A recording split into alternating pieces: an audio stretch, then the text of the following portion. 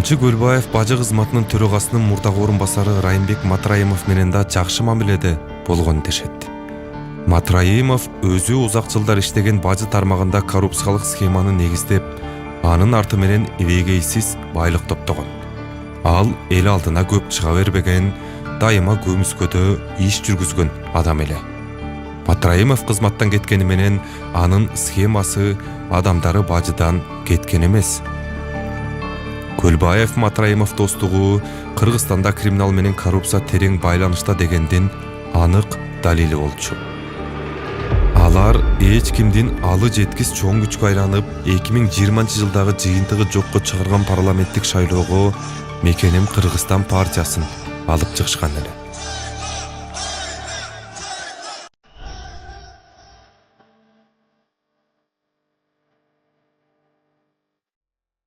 Матраимов Көлбаев менен жакын дос экенин жашыруун болбой калган. Карапайым эл толук билбесе дагы, биз журналисттер, саясатчылар жакшы билип калган. Тойлордо алар өздөрүнчө бир кабинкада отуруп, аларга кирип учурашып эле чыкканына бактылуу болгондор көп болчу. Кезекке туруп калышчу. Анан кийин кадимкидей эле мен азыр аттарын атабай эле коеюн, абройлуу адамдар, күч структураларында жетекчилик кызматта жүргөн адамдар, ошолорго кабыл алуусуна барып очередте отурганын кадимкидей эле көрүп, керек болсо сүрөткө тартып туруп жөнөтүшчү да.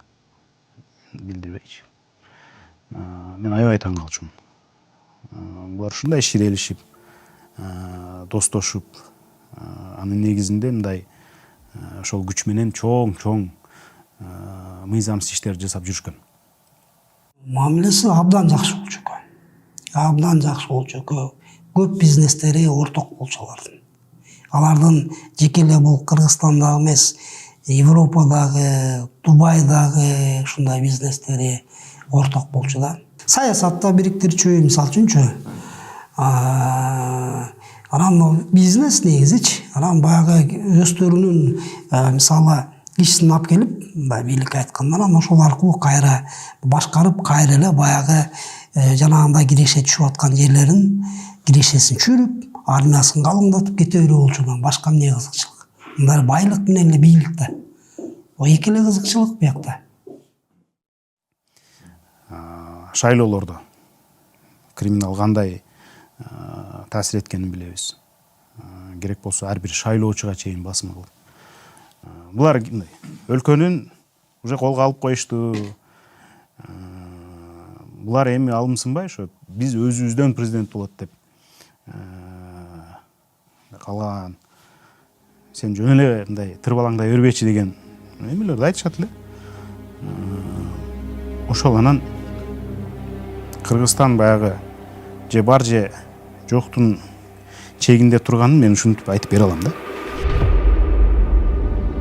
2020-жылы 16-октябрда Жапаровдун бийлиги расмий ишке киришип, 20-октябрь күнү бажы кызматынын төрагасынын мурдагы орун басары Райымбек Матраимов УКМКга жеткирилет.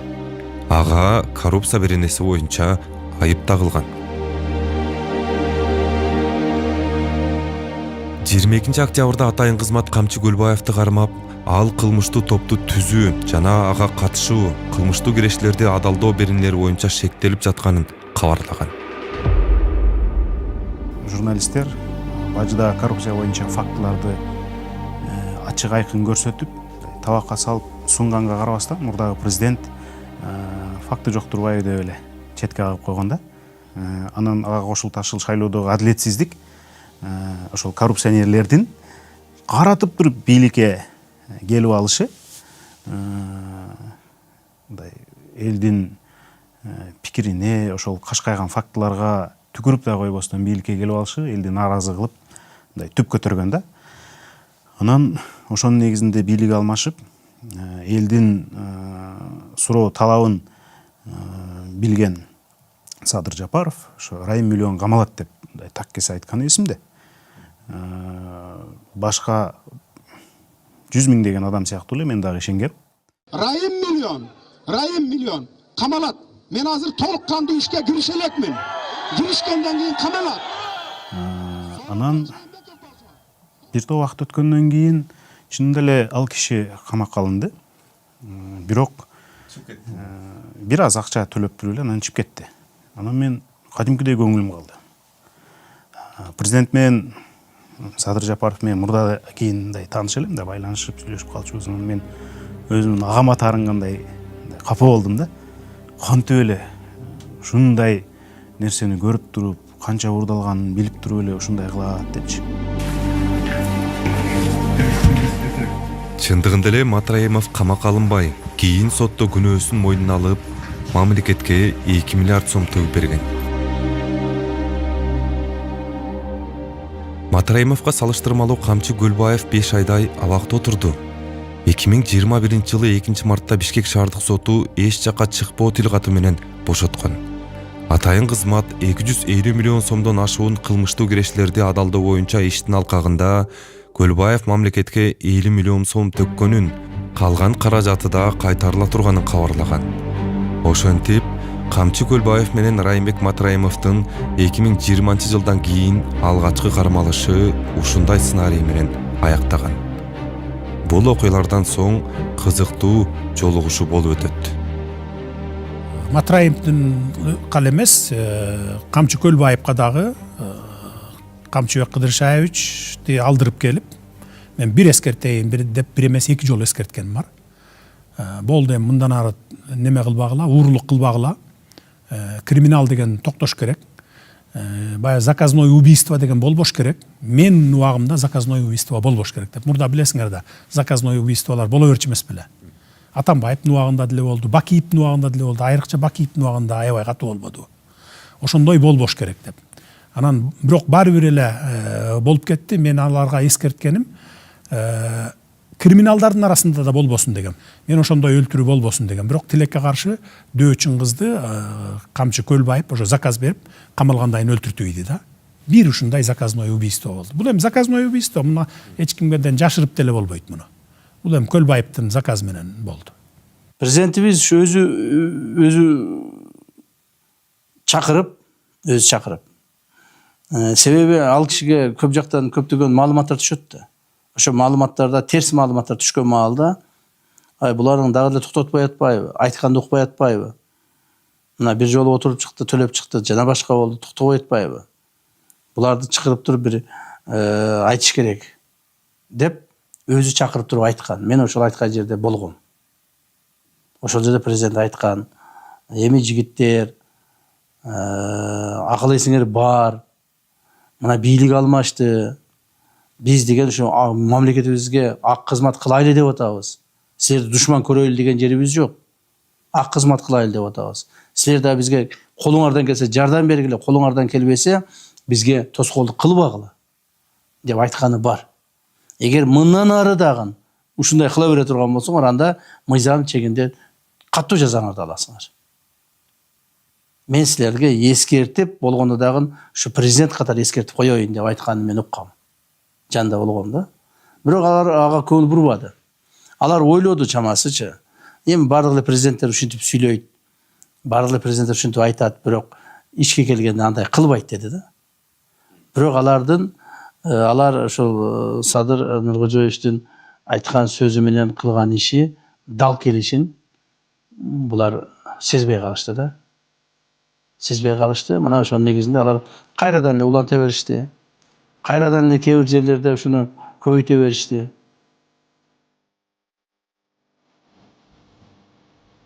Чындыгында эле бийликтин биринчи аракети Көлбаев Матраимов таасирин жогото алган жок. Алардын аты мурдагыдай эле ар кандай иштерде атала берди. Бишкек шаарындагы Блондер паб салуу жайы Камчы Көлбаевга тагандык экенин, ары жагында анын кеңсеси бар экенин көпчүлүк жакшы билчү. 2023 жылы 4 октябрда ушул жерде УКМК атайын операция өткөрүп, спецнаска каршылык көрсөткөн үчүн Көлбаев жок кылынганы кабарланды. Бул маалыматка коомчулук ишенбей турду. Көлбаев жок кылынды деген маалымат укканда мен биринчи атышуу болгондо эле өлдү деп ойлогом. Ошо атышуу болду эле, мен эмнегелер ишимен ошондо ойлоп койдум, анда өлтүрүп койдум. Камчы Көлбаевдин өлүмүнөн кийин УКМК анын байлыгын, кыймылсыз мүлктөрүн, курал жарагын, соода борборлорун коомчулукка чыгарды. Жыйынтыгында Көлбаевдин 1 миллиард долларлык мүлкү камакка алынып, кийин сот аркылуу мамлекетке өттү. Буга уда уюшкан кылмыштуу топтун мүчөлөрү, криминалга кандайдыр бир катышы бар адамдардын бардыгы кармала баштады.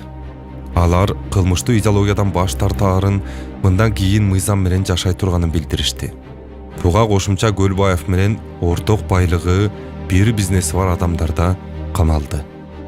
Мына базарларда, ресторандарда чоң-чоң бизнесмендер аттарын атабай эле коеюн. Ай сайын, жыл сайын, туулган күнүндө алып барып эле берип турчу экен да. Мына ошолордун бардыгын тартып, кээ бирөө 50-50 кылып ресторандарды иштетип жүргөн, кээ бирөө 50-50 кылып фабрикаларды, заводдорду иштетип жүргөн экен да. Мына 50-50 ошол криминал менен Көлбаев менен бөлүшүп турган. Азыр жок анын бар мамлекетке алдык, мамлекетке иштетчүсүн мамлекетке иштетип атабыз, сатчысын сатып туруп мамлекетке төктүрүп койдук мына.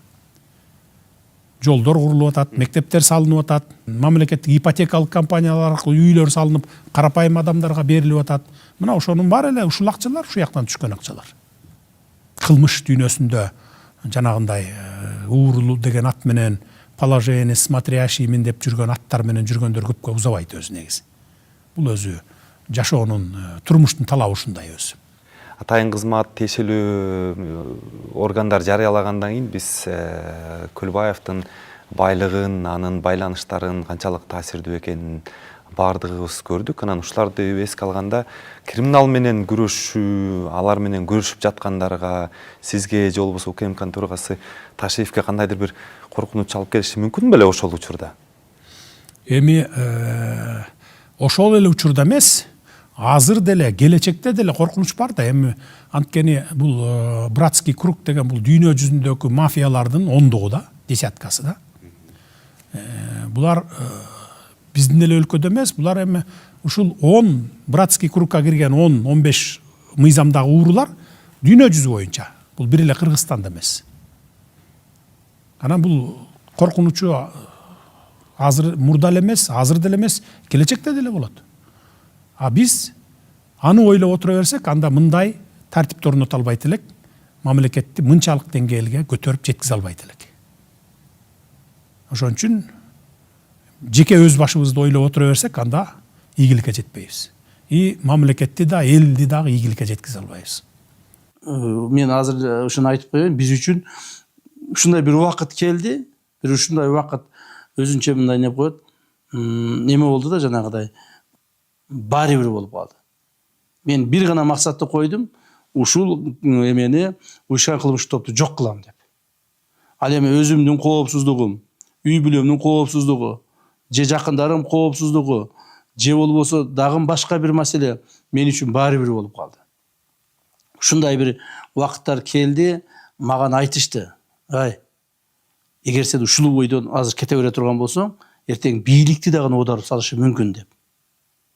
Ошондо дагы Саныр Кожоевич мага ушундай күч берип, дем берип айткан күндөр эсимде бар да.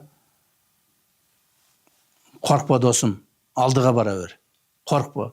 Эгерде ушул багытың менен чындап гана уюшкан кылмыштуу топту жок кылып берген күчүбүз жетсе, анда алдыга бара бер. Деп. Анан сырткы Саныр Кожоевич өзүнүн атайын жашыруун указынын негизинде мени мамлекеттик коргоого алды. Ушинтип отуруп, акыры биз ушундай мындан тажабастан, коркпостон аракетибиз кылып отуруп, президентибиздин жетекчилигинин астында акыры криминалды жеңип чыктык. Мына бүгүн ошонун жемишин коомубуз, элибиз көрүп атат. Азыр эч ким айта албайт Кыргызстанда уюшкан кылмыштуу топ бар деп. Ошентип Кыргызстандагы криминалды 15 жылдай башкарып, бир учурда мамлекет менен эсептешпей, саясатка чейин аралашып турган Камчы Көлбаев атайын операция учурунда жок кылынды. Анын өлүмүнөн кийин Кыргызстандагы түрмөлөрдө тартипке келип, мурдагыдай криминал башкарбай калды. Пайдасы мисалы ишкерлерге, эң биринчи ишкерлерге, мисалы орто жана ири ишкерлерге пайда болду. Бул биринчи мындай экономикалык жагынан карасак. Ал эми мындай мамлекеттик деңгээлде карасак, келечектеги канча бир кылмышкерлердин алдын алуу болуп калды да булчу. Канча миңдеген кылмышкерлер армиясынын алдын алуу процедурасы болуп калды. Бириккен Улуттар уюмунда Латин Америкалык элчилер менен жолуктум да. Анан жолугуп сүйлөшүп, ошо бизде болуп аткан өзгөрүү боюнча экономиканын өсүшү, уюшкан кылмыштуулукка болгон күрөш, коррупцияга болгон күрөш жөнүндө айтып берсем, мисалы үчүн Мексиканын элчиси, анан Бразилиянын элчиси абдан кызыкты да. Алар айтты: урматтуу министр мырза, бул абдан чоң программа экен, абдан катуу. Эгер ушунун баары негизинде туура болсо, биз сиздер менен мындай тажрыйба алмашышыбыз керек экен. Мен айттым: келгиле, көргүлө. Биз түшүндүрүп беребиз, айтып беребиз кандай. Анткени бул маселе, мисалы үчүн уюшкан кылмыштуулук Латин Америка мамлекеттеринде абдан чоң проблема да. Алар түздөн түз баягы мамлекеттин саясатына киришкен күчтөр бар да жактачы. Фамилия, имя, отчество. Матраим Райымбек. Камчы Көлбаевдин өлүмүнөн соң Кыргызстандан чыгып кеткен Райымбек Матраимов 2024-жылы 25-мартта Бакудан кармалып, эртеси Кыргызстанга алынып келген. Ал бул жолкусунда бюджетке $300 миллион төлөп, кийин абактан чыккан. Матраимов Көлбаев мафиясына байланышы бар делген 180ден ашуун киши мамлекеттик кызматтан алынды. Алардын бир тобу бажы кызматында иштегендер болгон. Ошондой эле Жогорку Кеңештин бир нече депутаттары да мандатын тапшырууга мажбур болду. Анан ошондо экинчи камалганында бүт байлыктары алынды окшойт. Ошо баягы үй мүлкүнүн баарын конфисковать этип, баягы офистерин конфисковать этип алынбадыбы баары тең. Бул эми таможня менен эмес, башка система. Ал эми мурунку Райым түзүп алган схема таможняда азыр жок. Уже биринчи камалып чыккандан кийин эле тазалаганбыз. Андан кийин дагы бир аз ушул былтыр мурдагы жылдары бир аз кайталанып жүргөн жерлери бар экен. Аларды да тазалап койгонбуз.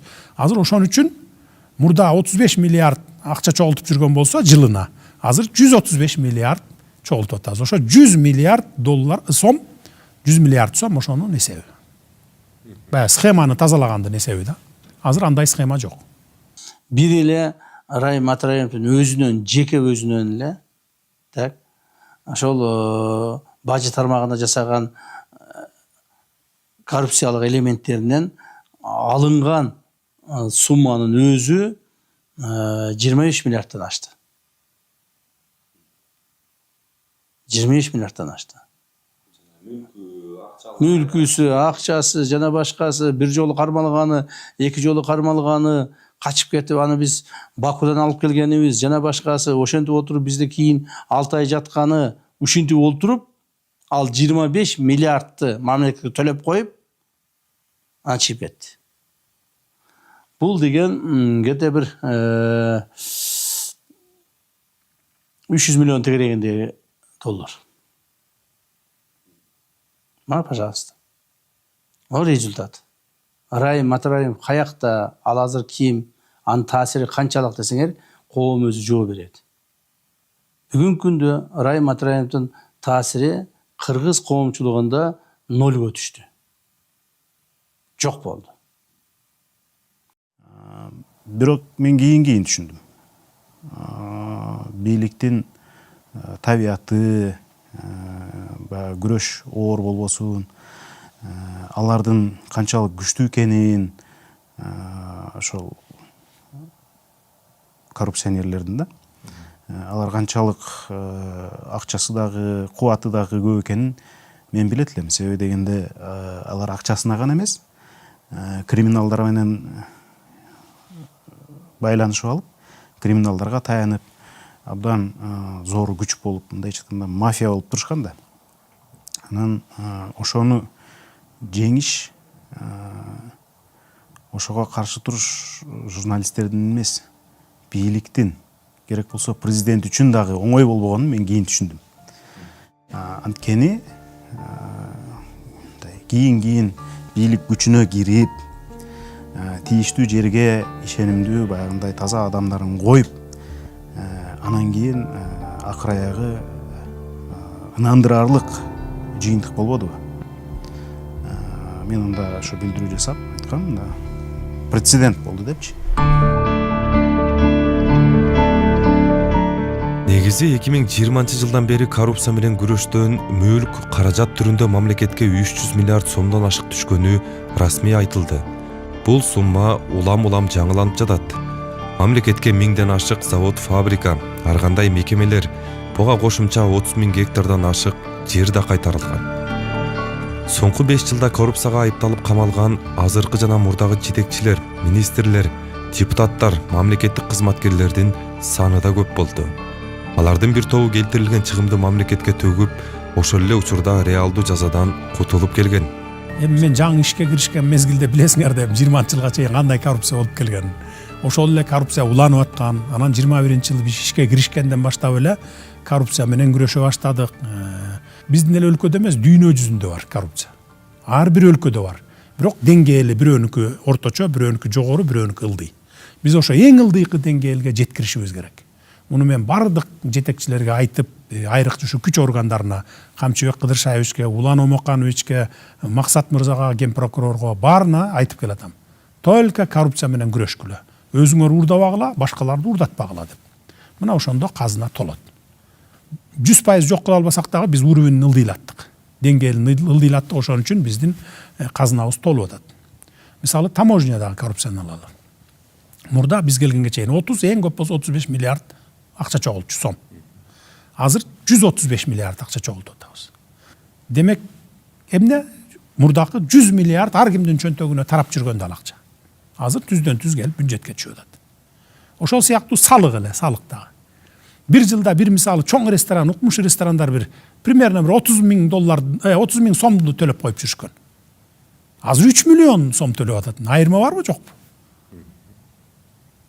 100 эсе. Ошон үчүн мына бюджет толуп атат мына. Бирок коррупция дагы деле бар, уурулук дагы деле бар. Жок дебейбиз, эми кемчиликтер бар. Иштебеген жерде кемчилик болбойт.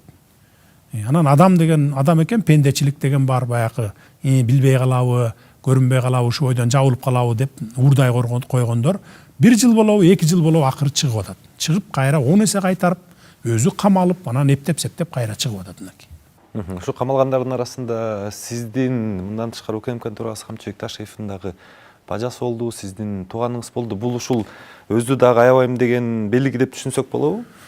Албетте ошону түшүнсөңөр болот. Эми булар баягы бюджеттен урдаган эмес, эми алдамчылык жагы болгон.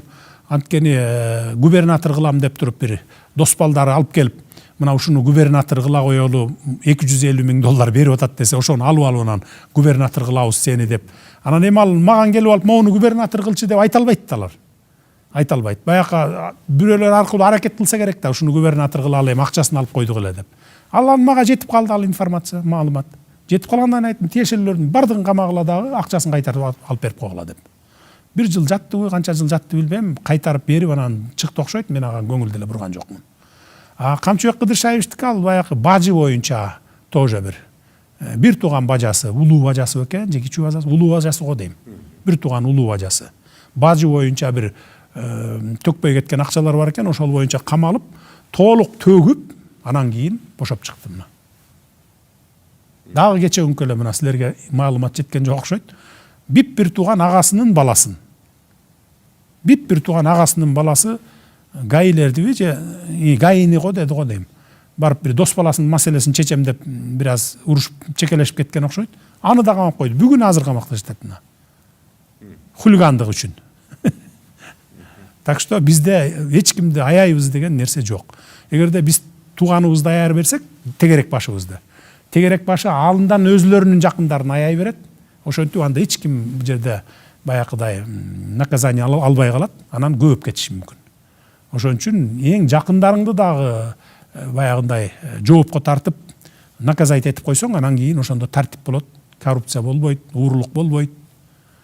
Анан ошондо эле биз биринчи эле күнү ишке киришкенден ушу коррупцияга каршы күрөшүүнү баштаганбыз. Ал маалда азыркы менен ал маалды салыштыруу болбойт. Канчалык эле коррупциянын масштабы ошол учурда? Коррупциянын масштабы эгерде мындай цифралык түрдө же мындай проценттик мындай не деп коет, соотношение ала турган болсок, бул ошол маалда коррупция коомубуздун мамлекеттик органдардын 90%-ын ээлеп алган эле да. Кайда караба, кайда кыймылдаба, эмне иш кылба, кайда бир аракет кылба, бардыгы коррупция менен гана чечилчү да. Бүгүнкү күндө мен айта алам, коррупциянын деңгээли где-то бир 30%ге чейин түштү деп. Бирок бул деле чек эмес. Биз эгерде коррупциянын деңгээли бир 10% тегерегине чейин түшүрүп алсак, демек биз жеңишке жеткен болобуз. Азыр жеңишке жете элекпиз. Ошондуктан ошол биринчи күндөн баштап коррупция менен күрөшө баштадык. Мына 5 жыл убакыт өттү. 5 жылда кылган жумушубуздун негизинде коом таптакыр өзгөрдү. Коомдогу мамлекеттик органдардын кызматкерлери, бүткүл эле коомубузда жашаган ар бир жараныбыздын көз карашы дагы өзгөрдү. Коррупция эмне эле, кандай болуп калды, кандай кылып күрөшүштү. Бүгүнкү күндө мен цифра түрүндө айта турган болсом, бүгүнкү күндөгү сумма, бул жакынкы бир 10 күн мурдараак чыгарылган сумма болуш керек, бир 300 миллиард сомдон ашты. Бул деген 300 миллиард, канча 3,5 миллиард болобу? Долларга чейин барып калды. 3,5 болуп кетти. 3,5 миллиард долларга чейин барып калды. Мен сомду айтайын, 300 миллиард сом. Мына сизге. 2025 жылдан тарта күчүнө кирген мыйзамга ылайык коррупцияга айыпталгандарға карата жаза күчөтүлдү. Азыр коррупция беренеси менен соттолгондор мамлекеттик кызматта иштөөгө өмүр бою тыюу салынат. Күнөөсүн мойнуна алып, чыгымды төлөгөн күндө дагы беренеде каралган жазанын жарымын абактан өтөшү керек болот.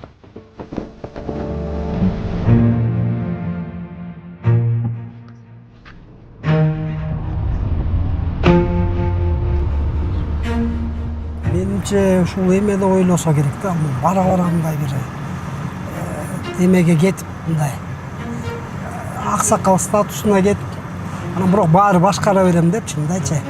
Көлбаевдин мисалы ушундай криминал менен күрөш болот деп ага мындай мага эч ким дабайт деп ойлосо керек деп ойлой берем да мен мындай.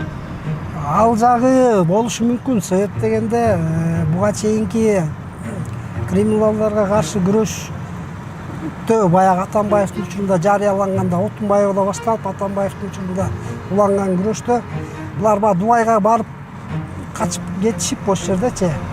Анан кайрадан бир договор менен мындай сүйлөшүппү бирдеме болуп ортодо келишти да бияка Кыргызстанга кайрачы. Анан балким ошондой эле болот деп ойлогондур. Бул үйүнө кимдер келген деп ойлойсуз? Бул үйүнө эми бир кезде эме болуп калбады, булар деген саясий кырдаалга чейин таасир этип калышпады, чын-чынына келгендечи. Мамлекеттин саясатына чейин, мамлекеттин саясатына чейин ушундай. Анан далай саясатчылар келди да. Үйүнө,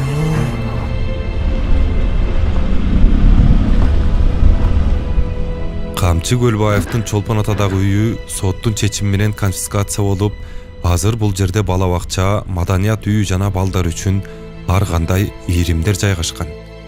Бир учурда уюшкан кылмыштуу топтун резиденциясы болгон имараттар азыр мамлекетке, балдарга кызмат кылып жатат. Жергиликтүү тургундар бул үй мурдагыдай каардуу көрүнбөй, бала бакча катары кабыл алынып калганын айтышат. Сабак деген бул мындай криминалдын арты негизи эме болгон эмес. Жакшылыкка алып барган эмес. Анан бул мындай болуп атпайбы? Бирөөнүн көз жашынан, бирөөнүн ыйынан, бирөөнүн эмесинен куралган дүнүйө болуп бербейт да. Дүнүйө болуп бербейт. Эгерде аркасынан келген криминалдар болсо, эгерде криминал ошо боюнча күчтүү боюнча калса ошол мамлекеттечи, анан ошолор тартып алат, мурастапчы. Мамлекет күчтүү болсо, мамлекет конфискация кылып алат да. Биз турган жердеги. Биз турган жердегидей да, ушундайчы мисалы.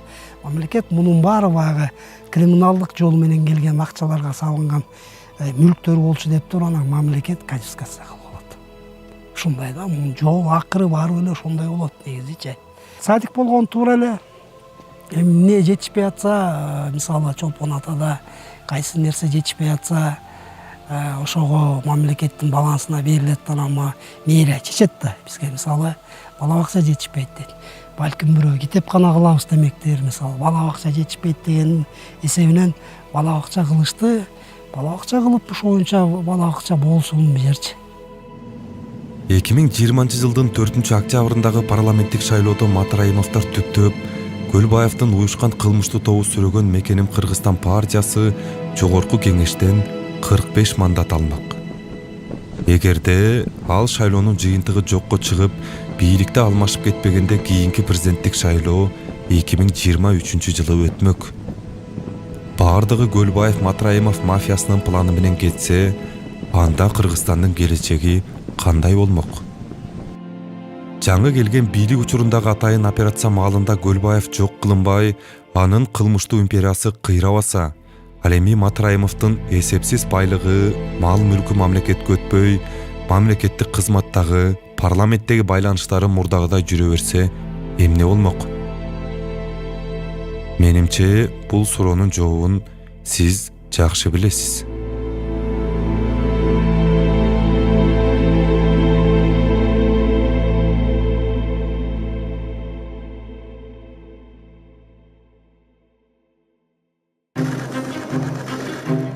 Бул жолду салдырбаганга кызыктар тарап салдырбай келишкен да.